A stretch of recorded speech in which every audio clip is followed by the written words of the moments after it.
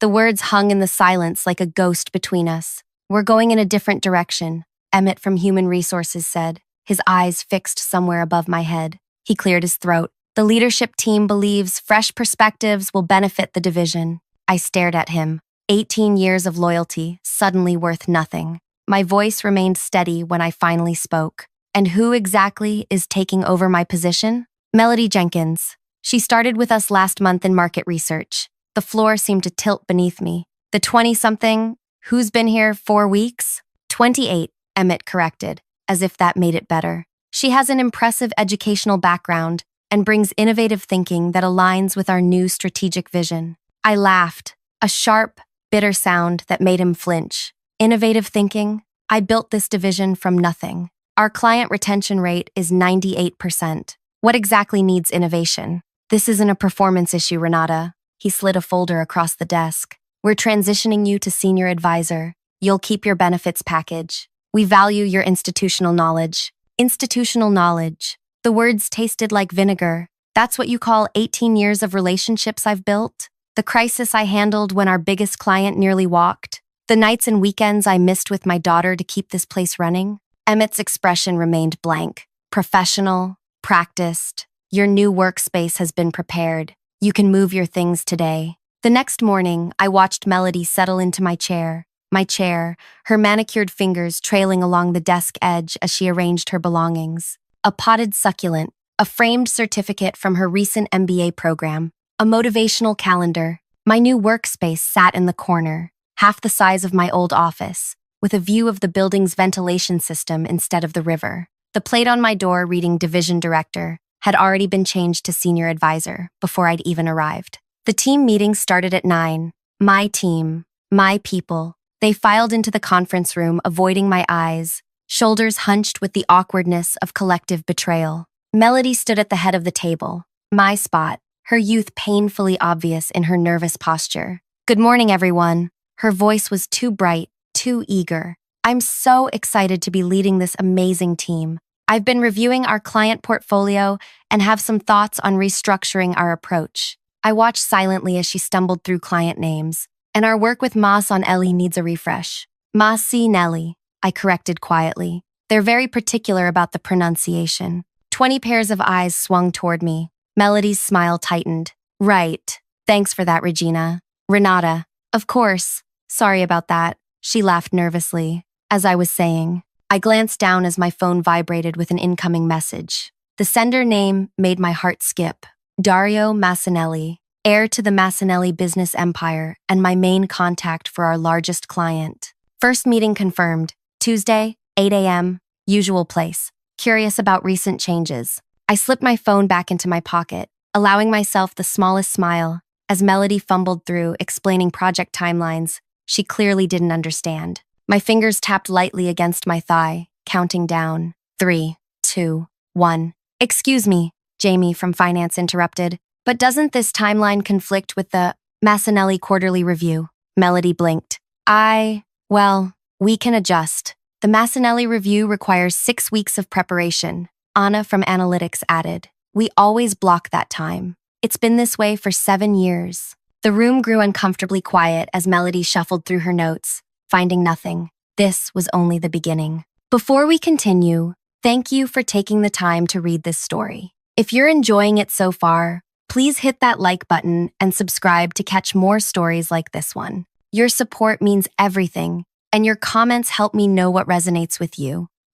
Now, let's get back to how this corporate nightmare unfolded. My name is Renata Vega. For 18 years, I'd poured everything into building the regional market division of a top consumer insights firm. I had started as a research assistant and climbed to division director through pure determination and strategic brilliance. I knew every client by name. I remembered their children's birthdays. I solved problems before they became disasters. I was 46, with the first silver strands appearing in my dark hair, earned through years of stress and sacrifice. My daughter Zoe had grown up watching me work late nights, miss school plays, and postpone vacations. Just until this project wraps up, I'd always say. The projects never stopped. The signs of my impending removal had been subtle at first. CEO Jerome started bringing Melody to executive lunches without explanation. My meeting invitations disappeared from my calendar. Technical glitch, IT claimed. Projects I'd nurtured were suddenly reassigned for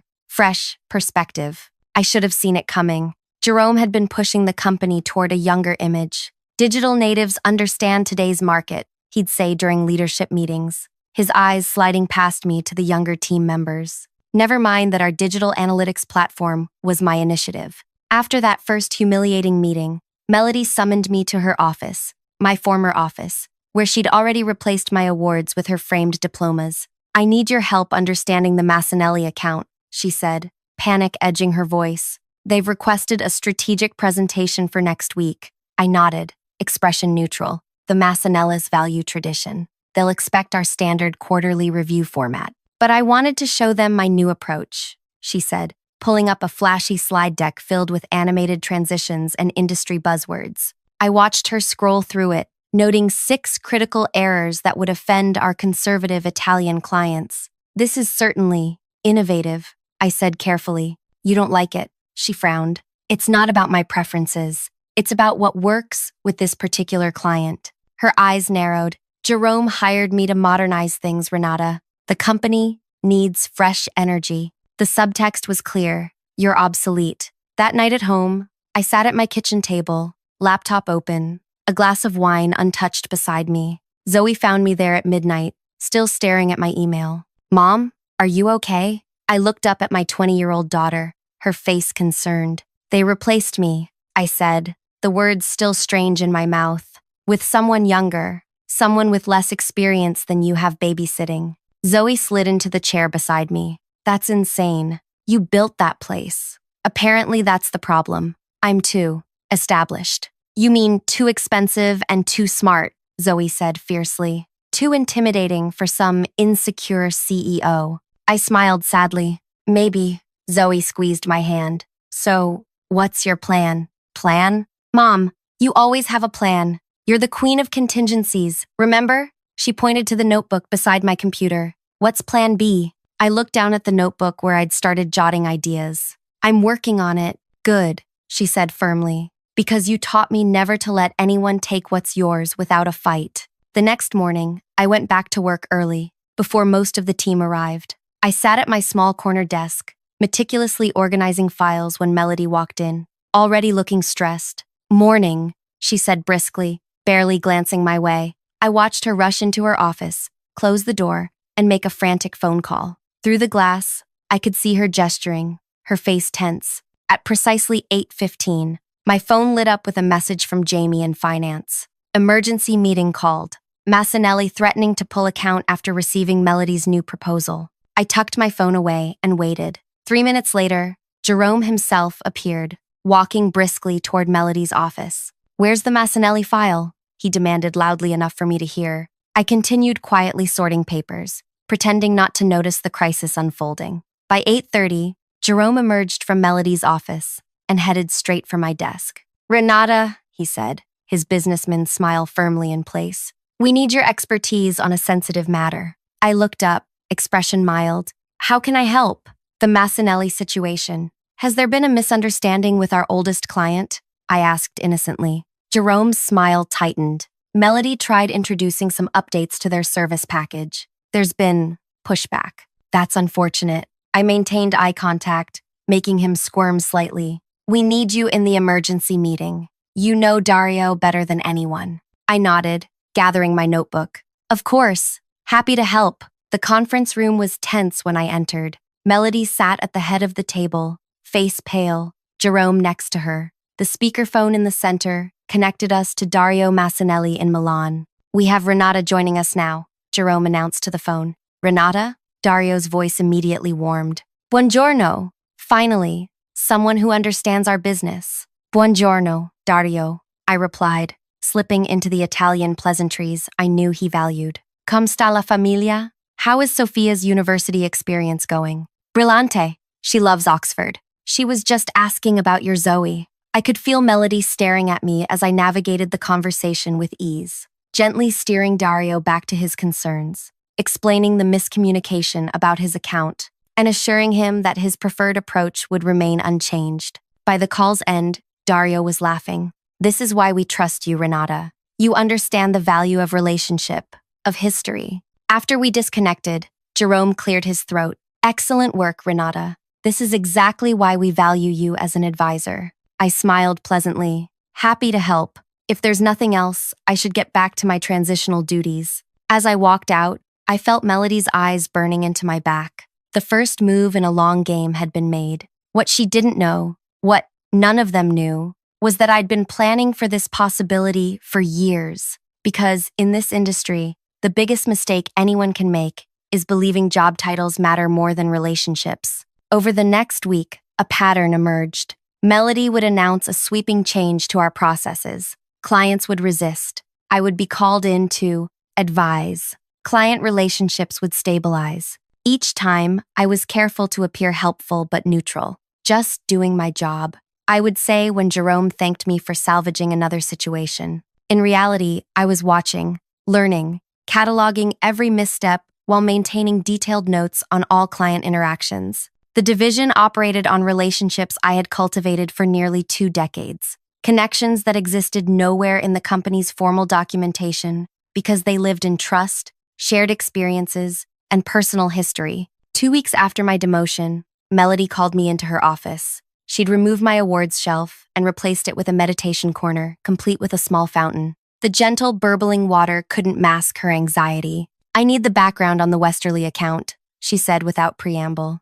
They're refusing to work with anyone but you. I nodded. Harper Westerly values consistency. Her company was our first major client. I know that, Melody snapped. I read the file. What I need is whatever you know that isn't in the file. I considered her for a moment. Harper's son has autism. She schedules all meetings around his therapy appointments on Tuesdays and Thursdays. She never takes calls between 2 and 4 p.m. She prefers data presented visually, needs time to process information before decisions, and values honesty above all else.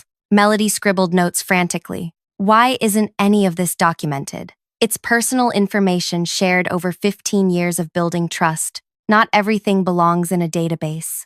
Her eyes narrowed. You've been intentionally keeping information to yourself to make you indispensable. The accusation hung between us. I maintained eye contact, voice even. I've been building relationships the way this business requires. The information has always been available to anyone who asked. Well, I'm asking now, she said, sliding a legal pad across the desk. Write down everything about every client, everything you know that others don't. I took the pad, of course, happy to help with the transition. That evening, I called Harper Westerly from my personal phone. They've got that child running your division? Harper's incredulous voice filled my kitchen. Jerome has finally lost his mind. She's trying her best, I said diplomatically. Her best included sending me a proposal that ignored our entire sustainability initiative, Harper replied. Then she suggested meeting during Ryan's therapy time. When I declined, she asked if I could just skip it this once. I winced. I'm sorry about that.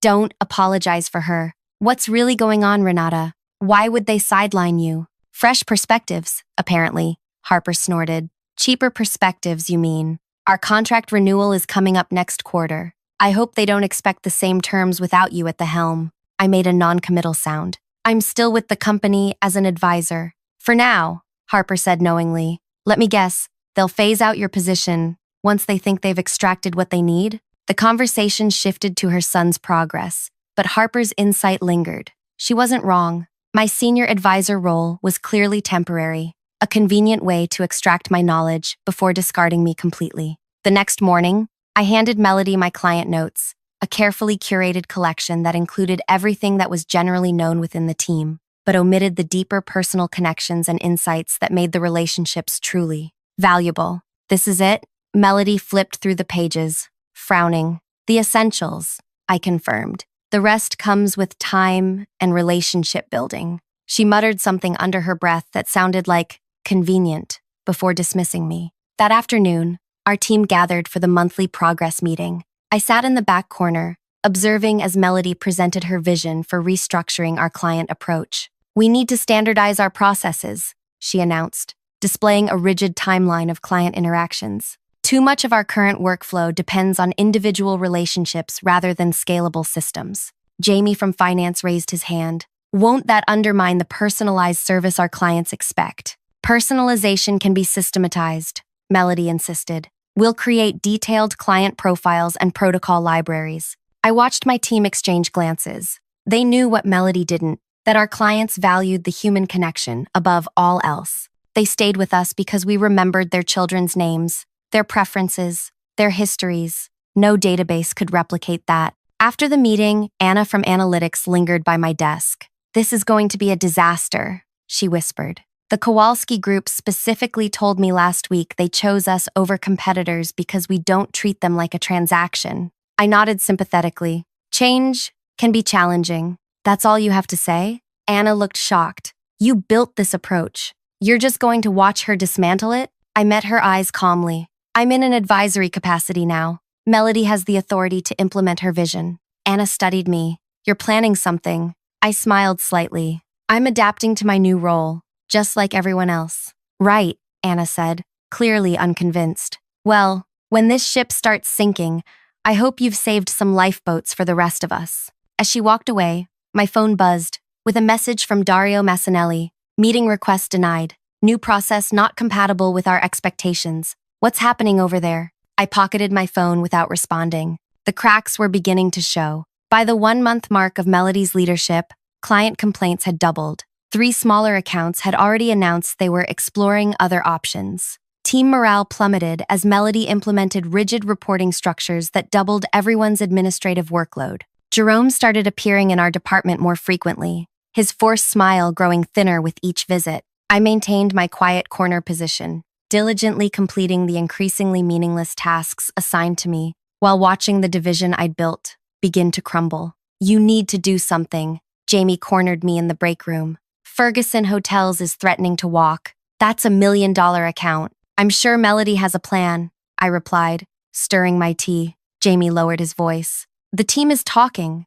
Some are updating their resumes. Anna has an interview next week." That got my attention. "Anna's leaving? Can you blame her?" Melody rejected her analysis methodology and implemented some cookie-cutter approach she brought from business school. "The data's garbage now." I frowned. Anna was brilliant, the best analyst I'd ever worked with. Losing her would be a major blow. "What exactly do you expect me to do?" I asked quietly. "I don't know. Something. Anything. You always had a plan." I looked at him steadily. "Plans take time, Jamie. Sometimes you have to let things develop naturally." He shook his head in frustration. "While you're waiting for things to develop naturally, we're losing everything you built." As Jamie walked away, Melody appeared in the break room doorway. "I need you in my office," she said curtly. I followed her, noting the new tension in her shoulders, the slight dishevelment of her usually perfect appearance. The office, my former office, was strewn with papers and open folders.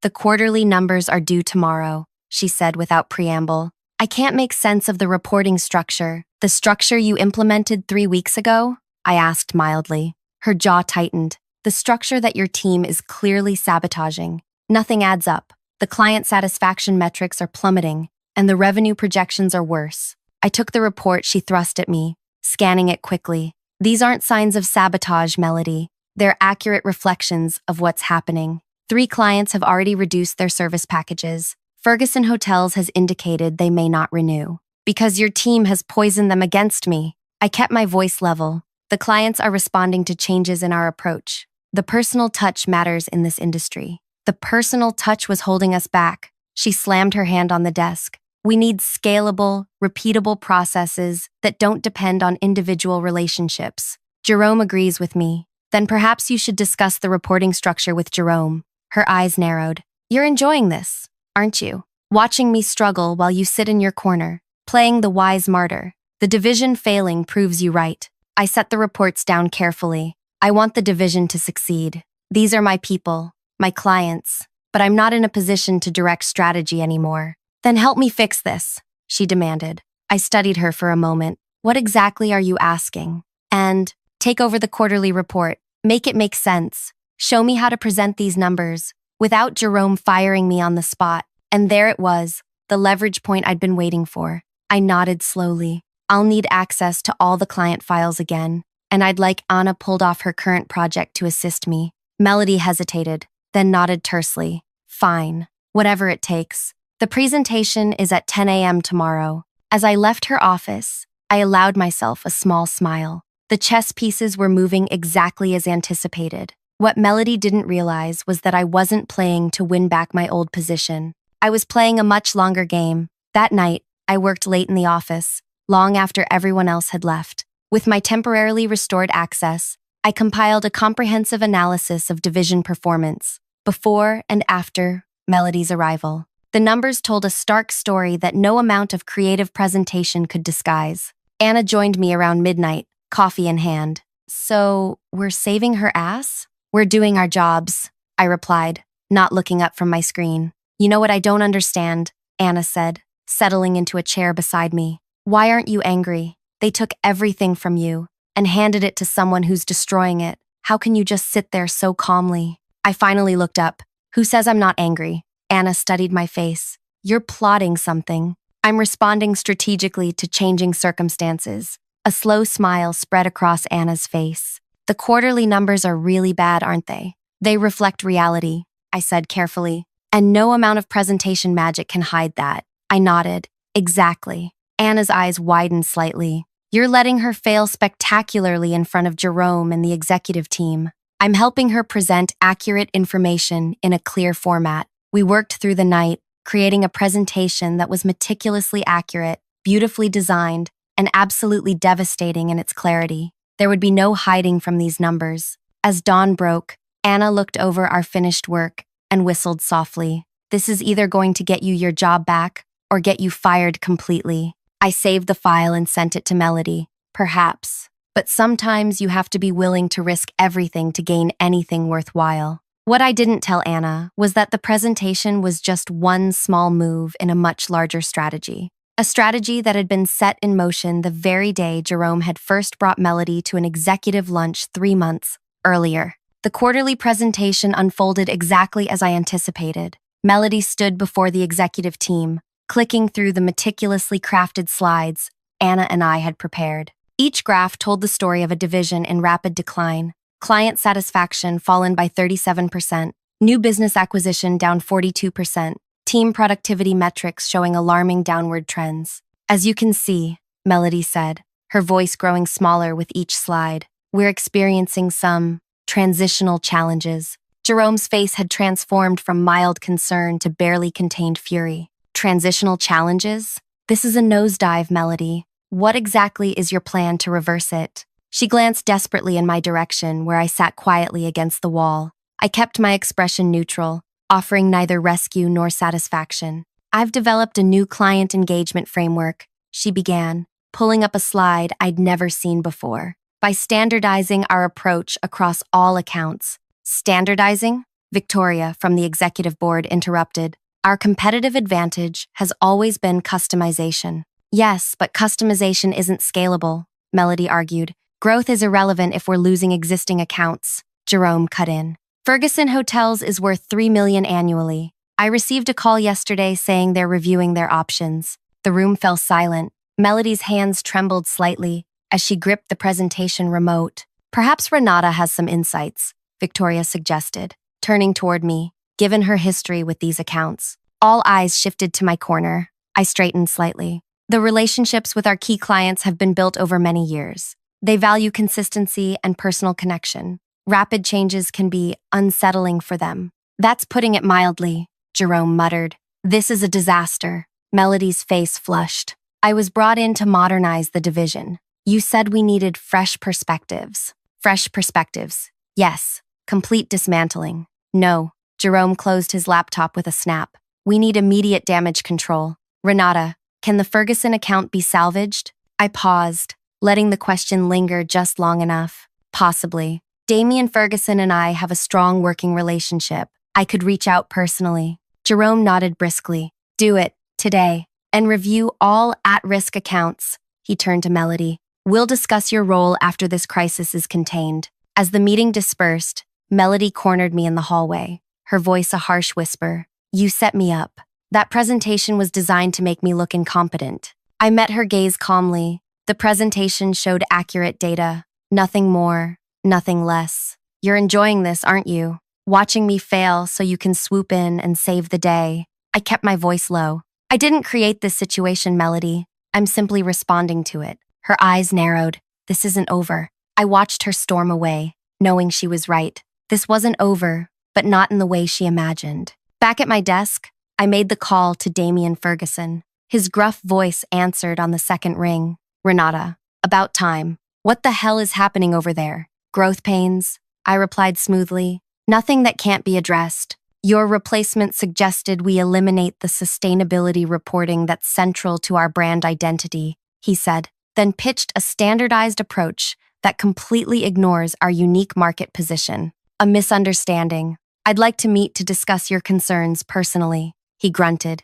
My concerns are that the person who understood our business is sitting in a corner while some kid dismantles 18 years of partnership. Perhaps we could discuss this over lunch tomorrow? Fine. The usual place, noon. I hung up and found Jerome hovering nearby. Well? He asked anxiously. He's agreed to meet. I'll handle it. Relief washed over his face. Good. That's good. He hesitated. Listen, Renata, perhaps we were hasty in restructuring your role. Once this situation stabilizes, we should discuss your position. I nodded noncommittally. Of course. For the next week, I moved methodically through our client list, meeting personally with each one, soothing concerns, and rebuilding confidence. The team's mood lightened as accounts stabilized. Melody grew increasingly marginalized, relegated to administrative tasks while I handled client relations. The power shift was subtle but unmistakable. When I spoke in meetings, people listened. When Melody attempted to assert authority,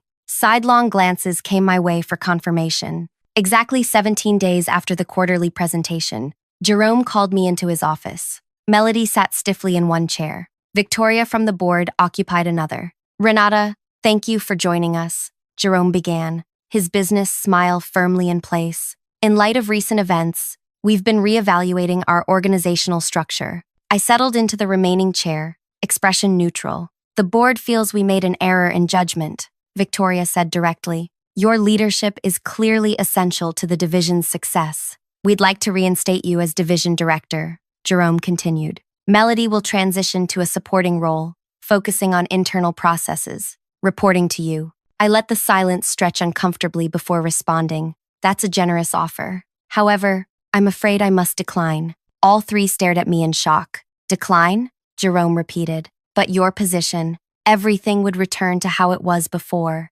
Not quite everything, I said calmly. My trust in this organization's leadership has been irreparably damaged. Victoria leaned forward. We understand your frustration, but this isn't about frustration, I interrupted. This is about recognizing my value. If that value is only acknowledged during crisis, then perhaps my talents would be better appreciated elsewhere. Jerome's expression darkened. You're threatening to leave? Now? Not threatening. Informing. I pulled a folder from my bag and slid it across the desk. This is my formal resignation, effective immediately. This is ridiculous, Jerome sputtered. You can't just… I can, I said. And I have another announcement. As of yesterday, I've established my own consulting firm. Victoria has already seen my proposal. I turned to her. Isn't that right? Victoria had the good grace to look uncomfortable under Jerome's shocked stare. You approached our board member? Jerome asked incredulously. Actually, she approached me, Victoria admitted, with a very compelling business proposition. I'll be offering specialized consulting services focusing on relationship-based client management, I explained. Victoria recognized the potential value immediately. Jerome's face reddened. This is a conflict of interest. Your contract has non-compete clauses, which apply only to direct competitors in our market space. I finished for him. My firm operates in an advisory capacity across industries. Perfectly legal, my lawyer confirmed it. Your clients will follow you, Melody said quietly, speaking for the first time. You've planned this all along. I turned to her. Not all of them. Only those who value relationship continuity over corporate structure. My firm will be very selective about its clients. Jerome slammed his hand on the desk. This is unacceptable. After everything this company has done for you, after 18 years of dedication, I was discarded without consideration. I corrected him. That clarified my value to this organization perfectly. I stood to leave, then paused. Oh, and you should know, Anna from analytics and Jamie from finance have accepted positions with my new firm. They'll be submitting their resignations this afternoon. The silence that followed was deafening. You can fight this, Jerome finally said, voice tight. But you'll lose. We have resources you can't match. I smiled slightly. Resources aren't everything, Jerome. As you're discovering, sometimes relationships matter more. As I walked out, Victoria called after me. We should continue our discussion about that board position. I nodded without turning back. My assistant will schedule it. 3 months later, my firm occupied the top floor of a riverside office building with floor-to-ceiling windows. 12 former teammates had joined me, bringing their expertise and client relationships. Our client roster included 7 major accounts that had followed us from Jerome's company, plus 11 new ones, drawn by our reputation. Melody had been let go within weeks of my departure. Jerome had been forced to take a more active role in division management, something he'd always avoided. On a crisp autumn morning, I sat across from Dario Massinelli at our usual breakfast spot. He raised his espresso in a small toast. "To brilliant strategy," he said with a knowing smile. "When did you first begin planning your exit?" I sipped my tea before answering. The moment I noticed Jerome bringing Melody to executive meetings 3 months before my demotion. A wise business person always recognizes the signs. "And you let the situation deteriorate intentionally?" I simply stepped back and allowed natural consequences to unfold. I corrected. The best revenge isn't orchestrating someone's failure. It's creating your own success from their mistake. Dario laughed appreciatively. "You know, Jerome called me personally last week, offered a substantial discount to return our business to his company. And I told him relationships aren't built on discounts. They're built on trust, consistency, and understanding." He gestured around the bustling cafe. "Like this breakfast we've shared every month for 7 years. My phone buzzed with a message from Zoe. "Ferguson signed the 3-year contract. Celebration dinner tonight?" I smiled, typing back my confirmation before returning to Dario. The most powerful plan B isn't about destruction. It's about creation, building something better from what others failed to value. "A lesson Jerome learned too late," Dario observed. "Some lessons are expensive," I agreed. Outside the window, I could see my new offices, reflecting the morning sun. Inside, my team, my people, were building something remarkable together. Something that valued relationships over rigid processes, experience over youthful innovation, and loyalty over short-term thinking. The view from this side of the river was far better than the one I'd had before. If you've stayed with me to the end of this story, thank you for listening. Sometimes the best revenge isn't what we initially imagine. Not sabotage or public humiliation, but rather creating success on our own terms. If this resonated with you, please like and subscribe for more stories about resilience and strategic thinking in the face of workplace challenges. Share your thoughts in the comments. Have you ever had to activate a plan B when life took an unexpected turn? Your experiences matter, and I'd love to hear from you.